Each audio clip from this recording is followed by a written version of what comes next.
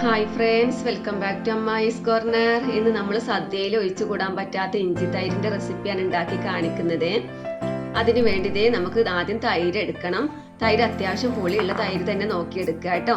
ഇത് നമുക്ക് ഇതിന്റെ കട്ടയൊക്കെ ഒന്ന് ഉടച്ചെടുക്കണം. ഒട്ടും കട്ടയില്ലാതെ നല്ലതുപോലെ ഉടച്ചെടുക്കാം.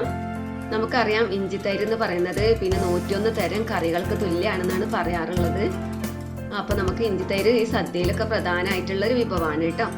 അപ്പോൾ ഞാനിതേ വിസ്ക് ഉപയോഗിച്ചിട്ട് ഒന്ന് നല്ലതുപോലെ നല്ല സ്മൂത്ത് ആക്കിയിട്ട് തന്നെ കട്ടയൊക്കെ ഉടച്ചെടുത്തിട്ടുണ്ട്. സാധാരണ സ്പൂൺ വെച്ചിട്ട് ഉടച്ചെടുത്താൽ മാത്രം മതി. ഇനി നമുക്കിതിലേക്ക് പിന്നെ കുറച്ച് ചേരുവകൾ ചേർക്കാനുണ്ട്. ഞാൻ തേങ്ങ ചേർക്കുന്നുണ്ട്. ഒരു 3/4 കപ്പ് തൈരാണ്. അതിലേക്ക് ഒരു 1/2 കപ്പോളം തേങ്ങ നമുക്ക് എടുക്കാം കേട്ടോ. പിന്നെ ഇതിലേക്ക് തേങ്ങ എന്ന് വെച്ചാൽ തേങ്ങ ഇടാതെ നമുക്ക് ഉണ്ടാക്കാവുന്നതാണ് കേട്ടോ. തേങ്ങ ചേർത്ത് ഉണ്ടാക്കുന്നതാണ് ഏറ്റവും കൂടുതൽ ടേസ്റ്റ് കേട്ടോ. പിന്നെ ഇതിലേക്ക് പ്രധാനമായിട്ടും ഇഞ്ചി വേണം. ഇഞ്ചി ഇതിലേക്ക് പ്രധാനമാണ് കേട്ടോ. ഇഞ്ചി തൈരല്ലേ ഉണ്ടാക്കുന്നത്. അപ്പോൾ ഇത് കൂടുതൽ എടുക്കാം കേട്ടോ. കുറച്ചും കൂടി എടുക്കുക. അത്യാവശ്യം എരിവിനൊക്കെ ഇതിൻ്റെ ചുവ ഇതിലേക്ക് മുന്നിട്ട് നിൽക്കുകയും വേണം. അപ്പോൾ ഞാനിത് ചെറിയ കുട്ടികൾക്ക് വേണ്ടിയാണ് ഉണ്ടാക്കുന്നത് കേട്ടോ. അപ്പോൾ അതുകൊണ്ട് ചെറിയൊരു കഷ്ണം ഇഞ്ചിയെ ചേർത്തിട്ടുള്ളൂ.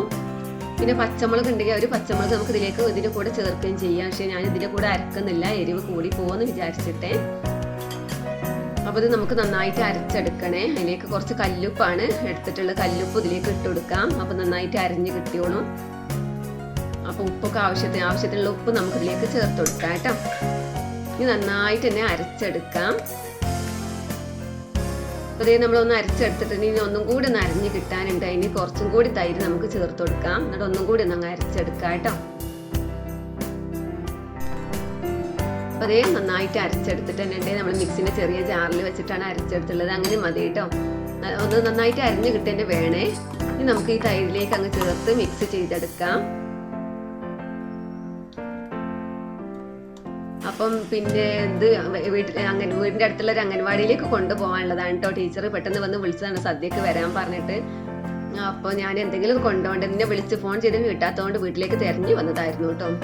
പെട്ടെന്നായപ്പോൾ ഞാൻ എന്തെങ്കിലും കൊണ്ടുപോകണല്ലോ നമ്മൾ സന്തോഷത്തിന്. വീട്ടിൽ തൈര് ഉണ്ടായിരുന്നു. ഞാൻ ഇഞ്ചി തൈരും കൊണ്ടങ്ങ് പോവാന്ന് വിചാരിച്ചു. അപ്പം അതിലേക്ക് വേണ്ടിയിട്ടാണ് ഉണ്ടാക്കുന്നത് കേട്ടോ. അപ്പം അതിൻ്റെ വീഡിയോ ഒക്കെ ഞാൻ പിന്നെ കാണിക്കാം. ഇപ്പം ഇഞ്ചി ലെങ്ത്ത് കൂടിപ്പോകും കേട്ടോ. ലെങ്ത്ത് കൂടുമ്പോൾ അതിൻ്റെ പിന്നെ മൊബൈൽ ഹാങ് ആവും ചെയ്യും. അതുകൊണ്ടാണ് ഞാൻ ഇത് മാത്രം കാണിക്കുന്നത്. അപ്പോൾ ഉപ്പൊക്കെ പാകത്തിനാണോ നോക്കുക കേട്ടോ. ഇനി നമുക്കിത് വറവിട്ടെടുക്കുകയും വേണം. ഉപ്പ് കൂടിപ്പോയാന്ന് വിചാരിച്ചിട്ടുണ്ട്. ഞാൻ കല്ലുപ്പ് കുറച്ച് കൂടുതലായി പോയിരുന്നു. പക്ഷേ അത്യാവശ്യം പുളിയുള്ള തൈരാവുകൊണ്ട് തന്നെ ഉപ്പൊക്കെ പാകത്തിനായിരുന്നു. കൂടിപ്പോയാൽ കുറച്ചും കൂടി തൈരങ്ങ് ചേർത്ത് കൊടുത്താൽ മതി. കുറഞ്ഞാൽ കുറച്ചങ്ങ് ഇട്ട് കൊടുത്താലും മതിയല്ല. അപ്പോൾ ഞാനിത് നല്ലൊരു ബൗളിലേക്ക് ആക്കി വെക്കുന്നുണ്ട്. നമുക്കിത് വറവിട്ടെടുത്താൽ മാത്രം മതി. വറവിട്ടിട്ടില്ലെങ്കിൽ വലിയ കുഴപ്പമൊന്നുമില്ല കേട്ടോ. ഇങ്ങനെ തന്നെ ടേസ്റ്റാണ്. പിന്നെ നമുക്ക് വറവിടാൻ വേണ്ടിയിട്ട് ഞാനൊരു പച്ചമുളകിൻ്റെ പകുതി, നമ്മൾ വെളിച്ചെണ്ണയിൽ വറക്കുമ്പം മുളകിൻ്റെ എരിവ് കുറയല്ല, അതിന് വേണ്ടിയിട്ടാണ് ഞാനിപ്പോൾ ഒരു പച്ചമുളകിൻ്റെ പകുതി എടുത്തിട്ടുണ്ട്. പിന്നെ 2 വറ്റൽമുളകും അരിഞ്ഞെടുത്തിട്ടുണ്ട്. ഇതിലേക്ക് കറിവേപ്പിലയും വേണം. പിന്നെ കുറച്ച് കടുകും വേണം കേട്ടോ. അപ്പോൾ നമുക്ക് വറവിട്ടെടുക്കാൻ വേണ്ടിയിട്ടുള്ളതാണ്.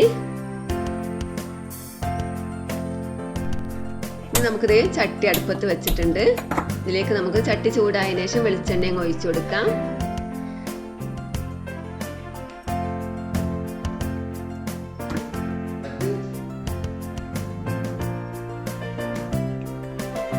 വെളിച്ചെണ്ണ ചൂടായി വരുമ്പോൾ നമുക്ക് കടുക് പൊട്ടിച്ചു കൊടുക്കാം കേട്ടോ. കുറച്ച് കടുക് ഇട്ട് കൊടുത്താൽ മതിയേ.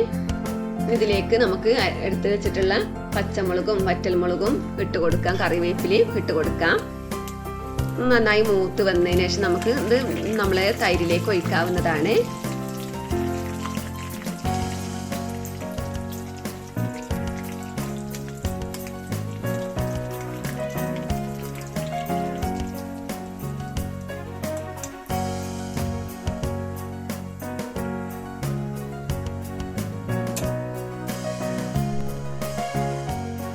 അപ്പോൾ നമ്മളിത് വറവിട്ടെടുത്തിട്ടുണ്ട്. ഇതിലേക്ക് ഒഴിച്ചു കൊടുക്കാം. അപ്പോൾ നമ്മുടെ ഇഞ്ചിത്തൈര് റെസിപ്പി ഇവിടെ തയ്യാറായിട്ടുണ്ട് കേട്ടോ. ഈ സദ്യക്ക് എല്ലാവരും ഇങ്ങനെയൊന്ന് ഉണ്ടാക്കി നോക്കുക. നല്ല ടേസ്റ്റാണ്. പിന്നെ അതുപോലെ തന്നെ നല്ല ഹെൽത്തിയുമാണ്. അപ്പോൾ എല്ലാവരും ഇതുപോലെ ഒന്ന് ഉണ്ടാക്കി നോക്കുക കേട്ടോ. അപ്പോൾ നമുക്ക് മറ്റൊരു വീഡിയോയുമായി വീണ്ടും കാണാം. അതുവരേക്കും ബൈ. അസ്സലാമു അലൈക്കും.